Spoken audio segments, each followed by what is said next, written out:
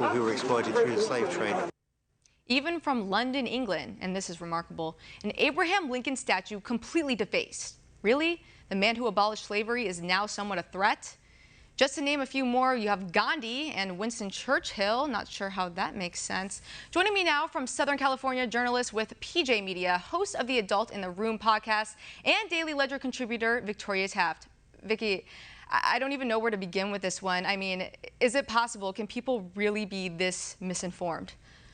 Well, you know what Will Rogers ostensibly said, people who read the paper who don't read the paper are uninformed. People who do read the paper are misinformed.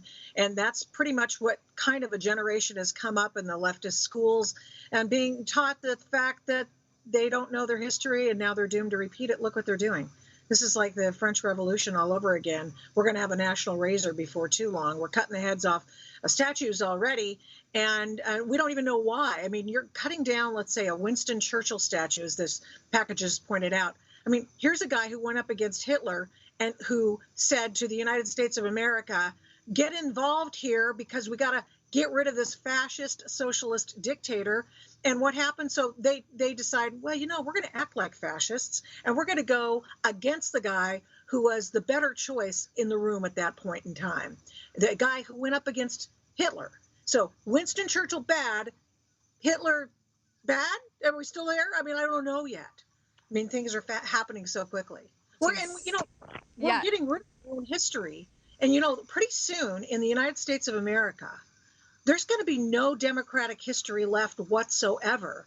They continue to cut down their own statues. These are the people who brought you the Civil War, and they were on the wrong side. They were on the side of slavery. These are the people who have brought to you Jim Crow laws in the South.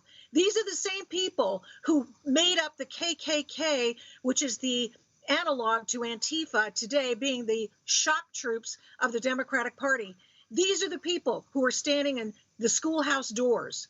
They forget their history. It is these statues that remind us of that kind of history, so we are never going to repeat it again. But as I say, if they keep tearing down the statues, what will be left of the democratic history in the United States of America? Not much, I'd wager. Well, yeah, and tearing down statues. I mean, many from the left question why many of these political figures are still up in the streets today, even if they stand for something touted as controversial. You know, Vicky, if you're walking down the street with your kids and one of them asks, oh, who's this? That's an opportunity right there to then teach history.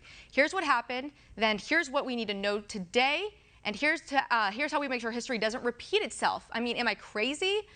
No, you're not. And, you know, 500,000 people died in the Civil War to stop slavery, and some people fought for it. Those are the Democrats in the South. Remember those guys? And as a payon, as a little gift to those for asking for a little comedy, what happened was they left some of these statues. They erected some of these statues to say, okay, South, we're going to come together as a country. We're going to give you a little bit of what you believed in as an homage to the South. But that's all. And so some of these statues right now were ones that were built to build camaraderie and comedy between the two sides. And now they're being torn down, which is, I guess, fine for some people. But I mean, I agree with you. Aren't you more rather to point to one of those and say, this guy, you know, this guy, he started the KKK. He was a Democrat in the South. That's what he did. The KKK is wrong. Now what do we have? We have actual living, breathing governors of states in, for instance, Virginia, where the guy put blackface on, wore a Ku Klux Klan outfit, and they called him Governor Coon Man. And he's the one who's going to save us from the history? Come on. Yeah, you know, it leaves me speechless. I do want to get your take on this. Joe Biden said yesterday, quote, even Dr. King's assassination did not have the worldwide impact that George Floyd's death did. Vicky, what do you make of that? I heard that this morning and I said, oh my gosh, what if Donald Trump had uttered those words? You know, here, who do we have? We have the Reverend Martin Luther King Jr., named for a fabled Christian, was a flawed man. He was a reverend. He was a leader. He was a great orator. He was a man of peace. He was put in jail for his beliefs. He wrote the wonderful letter the letter from the Birmingham jail to go after Christians and say, what are you doing? What side are you on? Who was George Floyd? George Floyd was a flawed man. He was a man of very few words. He was a man who was a drug addicted, sad sack of an individual, and he went to jail too. He went to jail because he robbed and assaulted someone. But I will tell you something. Here's the difference. The difference between these two men is both wanted the same thing. They wanted equal justice under the law. And now what does Joe Biden do? He equates Martin Luther King Jr. with George Floyd just because of the size of the riots. Stop. Just stop. There are numbers of people who go every single year for that March on Washington who have nothing in common with George Floyd, except they want equal justice under the law. Come on. One man moved a world. This is moving a bunch of mobsters. It's incredible what's happening in front of us today.